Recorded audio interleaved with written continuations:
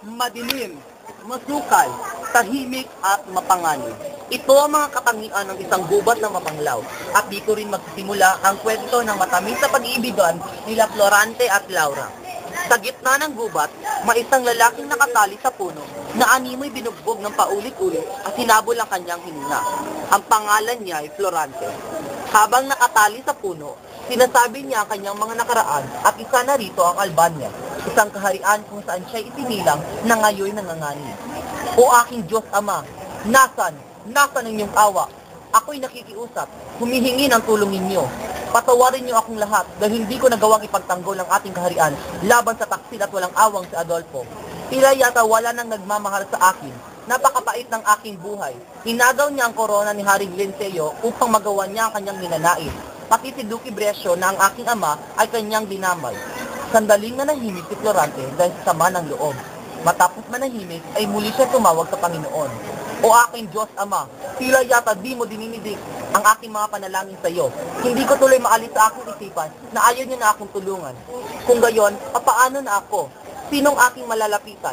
Kung ang Diyos mismo ay ayaw na ako. Paalam na Albania, aking sinilangan. Patawarin mo na lang ako dahil hindi kita naipagtanggol. Paalam na bayan ko, paalam rin sa iyo. Adolfong malupit, Laurang taksil, paalam na sa inyo. Habang nagdudusa si Florante sa gubat, isang hererong morong nagngangalang Aladin ang dumating sa gubat, na pagod at naghahanap ng pagpapahingahan. O tadhana kay lupit mo, kinuha mo ang minamahal ko. Habang si Aladin ay umiiyak at nagdudusa, ay may narinig siyang tinig sa kagubatan at pagkatapos ay may nakita siyang lalaki. O ano yung tinig na aking narinig? Tinig ng isang naghinagpis na tao. Sino kaya siya? Talagang ako'y minamala, ako'y pinahihirapan sa kamay ng taksin na si Adolfo. Si Adolfong malupit at higit pa sa halimaw kong manakit. Kawaawang tao, ang lahat ng kanyang tuway natapos ng siya'y pinahirapan at pinagtaksilan. Pagkatapos marinig ni Aladin si Florante, ay nagmuni siya ng isang malaking problema. Tadhana'y masakit, problema ko'y napakahirap lutasin dahil sa aking sintang inagaw. Nagmamadali na si Aladin nang mapansing humina na ang boses sa kanyang narinig. Kailangan ko nang magmadali, kundi hindi ko na maabutan ang taong iyon. Habang tumatakbo ay hinawi niya ang mga sagabal ng pamamagitan ng kanyang kalis. Nang makita niyang nakagapos ay napansin niyang may nakapalibot ditong 2 leyon. Siya ay naghanda at nilusog ang mga leyon. Pagkatapos niyang mapatay ang 2 leyon ay pinakawalan niya si Florante. Parang nakita ko na ang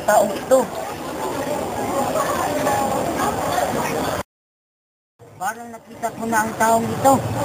Pagkalipas ng ilang oras ay namulat na si Florante. Laura, nasan ka? Tulungan mo akong makalis dito. Hindi sumagot si Aladin at baka sa kawalang pag-asa ay matuluyan na si Florante. Sino ka at bakit ako narito? Magpahinga ka muna. Ako ang nagligtas sa iyo. Hindi mo ba napapansin na tayo magkaaway? Marahil, pero ikay nangangailangan ng tulong. Siguro nga ay patayin ako kung hindi ka dumating. Ngunit ang pagkamatay ang siyang tunay kong kaligayahan. Hangal! Hindi mo ba alam na dinagdagan mo lang ang iyong pasakit? Hindi nagpansinan ang dalawa, ngunit isinama ni Aladin si Florante sa kanyang pagpapahingahan at doon sila nagpalipas sa gabi. Pagdating ng umaga ay napansin ni Aladin na malakas na si Florante, kaya ito niyaka. Maraming salamat sa lahat ng tulong mo, kaibigan. Inaliw ni Aladin si Florante, ngunit napansin itong malungkot na rin. Ano ba ang iyong problema? Maaari ko bang malaman? Sige, sisimulan ko ang aking kwento simula nang ako'y pinanganak. Ang dalawa ay naupo upang magkwentuhan. Pinanganak ako sa bayan ng Albania kung saan si Duque Brescio ang aking ama ay naninirahan. Ang ina ko na si Prinsesa Floresca ay nakatira naman sa Crotona. Ako ay pinangalanan nilang Florante. Nang sanggol pa lamang ako, ay muntik na akong dagitin ng isang buitre. Nakita ng pinsan ko ang si Menelepo na ako'y dadagitin ng buitre. Kaya dali-dali niya itong pinana at napatay. At noon namang naglalakad ako ay kinuha ng isang iron sa aking dibdib ang aking kupidong diamante. Buti na lang at hindi ako napahamak. Nang ako'y naging 9 gulang, ay lagi akong nasa burol at dala ang aking panak busog at ako'y naghahanap ng hayop upang tirahin ang aking panak. Kapag ako'y napagod ay nagpahinga at naliligo ako sa batis kung saan masayang nag-aawitan ng mga nayades habang tinutugtog nila ang kanilang lira. Ang kanilang tawa ay nakapawawala ng aking pagod. Pagkalipas ng ilang taon ay pinag-aral ako ng aking ama, ngunit ayaw niya pumayag ng aking ina dahil ako'y lilisan. Bakit Sa pagdating ni Florante sa atin. Florante, maligayong pagdating. Ako nga pala sa Atenor at ako magdinggong mo dito sa Atenas. Salamat po. O bakit tila kay Lucas mo? Ayaw ko po kasi umalis sa Albania. Ayan mo, lilipasin yan. Sa isang buwang pagtigil ni Florante sa Atenas, ay kapansin-pansin na palagi siyang tulala at di makakain. Isang araw, habang naglalakad si Florante, ay nakasabay niya si Adolfo, ang kanyang kababayan. Napansin niya ang tinong pagkilos nito. Makaraan pa ang 6 na taong pag-aaral. Magkakaroon ng pagtatalula ng trahedya ang dalawang apo, si Florante ang manguna bilang Polinese at si Adolfo bilang Eteocles. Nang magsimula ang dula-dulaan, nililisik ang mga mata ni Adolfo kay Florante. Hindi! Mahal na ina! Bakit mo ko iniwan? Di man lang tayong nagkita sa matagal na panahon. Hindi! Hindi ka maaaring mamatay. 2 buwan pa si Florante sa Atenas bago dumating ang kanyang sundo. Maestro, paalam na po. Florante, tandaan mo, palagi mag-ingat ka kay Adolfo. Salamat po sa lahat. Tatandaan ko po ang inyong bilin. Mag-ingat ka, Florante. Kapag kailangan ng tulong, ay andito lang kami. Menander, sumama ka kay Florante sa Albania. Salamat po. Paalam na po. Pagdating sa Albania. O aking ama, o bunso, biglang may dumating na isang mensahero. Magandang araw po. Kung hihingi ako ng tulong, ang krotona sa iyong dahil nanganganib po na masakop na General Usmali. Asahan ninyo ang tulong namin. Florante, pumunta kayo kay Haring Linsyo.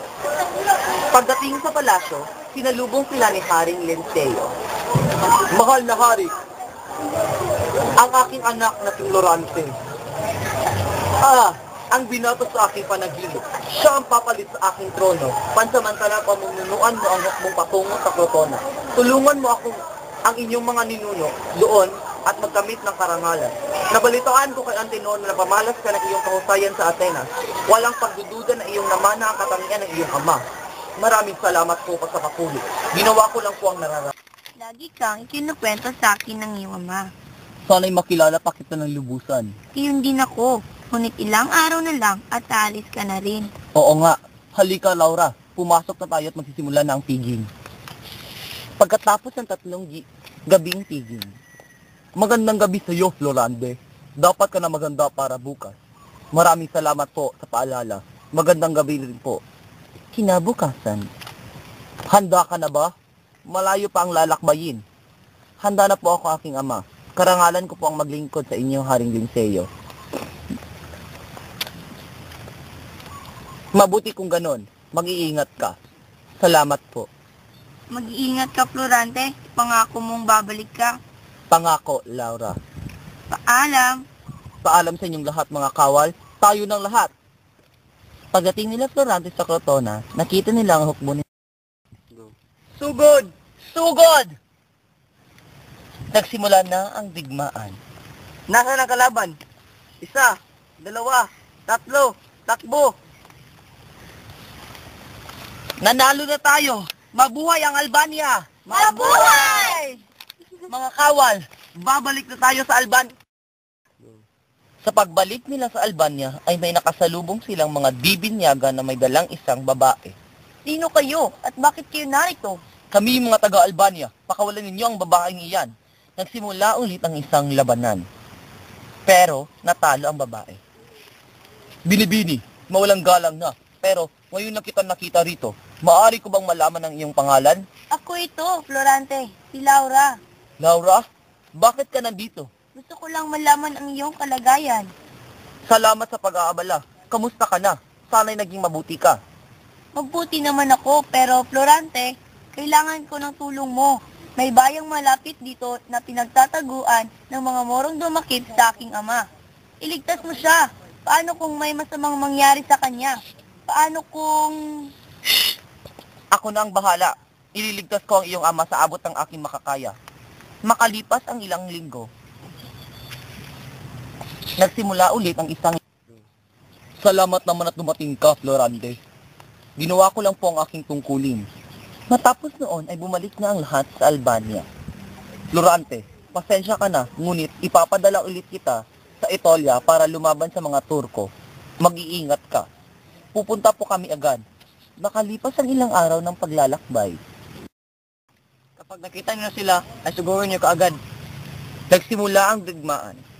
Sugod! Pagkatapos ng isang labanan, natalo sila ni Ramdin. Makalipas ang ilang araw. General Florante, dala ko po ay isang sulat galing kay Haring Linceo. Maraming salamat. Maaari ka nang umalis. Pagkatapos, ay babasahin ni Florante ang liham. Itinatawag siya ni Menandro. Menandro, babalik ako sa Albania. Pinapapunta ako ng hari. Ikaw munang mamahala dito. Ikararangal ko ito. Umuwi si Florante sa Albania na nag-iisa. Pagdating niya ay pinaligiran siya ng mga kawal. Umuwi si Florante sa Albania nang nag-iisa. Pagdating niya ay pinaligiran siya ng mga kawal. Anong ibig sabihin nito? Sumama ka sa amin kung ayaw mong masaktan. Dinala si Florante sa palasyo at nakita si Adolfo. Kamusta na, Florante? Matagal na tayong hindi nagkakausap. Kwentuhan mo naman ako. Walang hiya ka! Anong ginawa mo kay Laura? Huminahon ka. Maayos ang kalagayan niya. Ngunit di kinalulungkot ko. Magpaalam na ang iyong amang si Duque Brusio. Papatayin kita! Papatayin kita! Mga kawal, alisin niyo ang taong ito sa harapan ko. At doon nagwakas ang pagsasalaysay ng buhay ni Florante. At ganoon nga ang nangyari. Hayaan mo ako naman ang magsalaysay ng aking buhay. Ang ngalan ko'y Aladdin, mula sa syudad ng Persia, anak ng bantog na Sultan Ali Adam. Kaya ako nandito dahil ako ay pinagtaksilan ng sarili kong ama. Samantala, sa kabilang bahagi ng Ha? Nakarinig ka ba ng nag-uusap? Oo, halika't hanapin natin kung saan ito nagmula. Nang mabalitaan ko na pupugutan ng ulo ang aking minamahal, ako ay nagmakaawa sa hari na huwag na itong ituloy. Matapos nito, ako ay nagdamit gerero upang makatakas sa kaharian. Di na nakatiis sila Florante at Aladdin, kaagad nilang nilapitan ang kanilang sinisinta. Wari bang sabik sa pagmamahal ng isa't isa. O Laura, aking mahal, kitagal nating hindi nagkita. Mahal ko! Larida, aking sinta. O Aladdin, Paano ka napadpad dito, Laura? hayaan mong ikwento ko ang mga nangyari sa akin sa bingit ng kamatayan. Nang ikaw ay mawala, naging magulo na ang bayan. Madalas ako pagtangkaan ni Adolfo. Higit pa dito, pinaslang niya ang aking amang hari at maging ang iyong amang na si Duque Brusio. Ako'y nahabag kay Laura na makita kong nilalapastangan siya ni Adolfo. Kaya kinuha ko ang busog at palaso at pinana ko sa dibdib ang walang awang hangal. Sadyang kay lupit ng tadhana sa ating lahat. Ngunit, ngayon ay masaya na tayong lahat at nagkakasama. Habang sila ay nag-uusap ay dumating si Menandro at ang kanyang mga sundalo. Dapat ay hanapin nila si Adolfo upang singilin sa kanyang mga kasalanan na makita nilang maayos ng lahat. Matapos ang sandaling pag-uusap ay bumalik sila sa lahat sa Albania. Masaya ang mga tao na nakita silang maayos na nakabalik. Florante, ako muna ay panandaliang magpapaalam sa iyo. May nagbalita kasi sa akin na sumakabilang buhay na ang aking ama. Kailangan ko siyang puntahan. Sa kabila ng mga kasalanan niya sa akin, siya ay mananatiling ama ko pa rin. Ako ang papalit sa pwesto niya kaya matatagalan bago tayo magkita muli. Ipinapangako namin na kami ay babalik dito upang kamustahin kayong mag-asawa. Paalam, kaibigan. Dahil sa pagkamatay ni Haring Linceo at Duque Brusio, pinalitan sila ni Florante sa kanyang mga paghahari na numbalik ang dating katangian ng kaharian.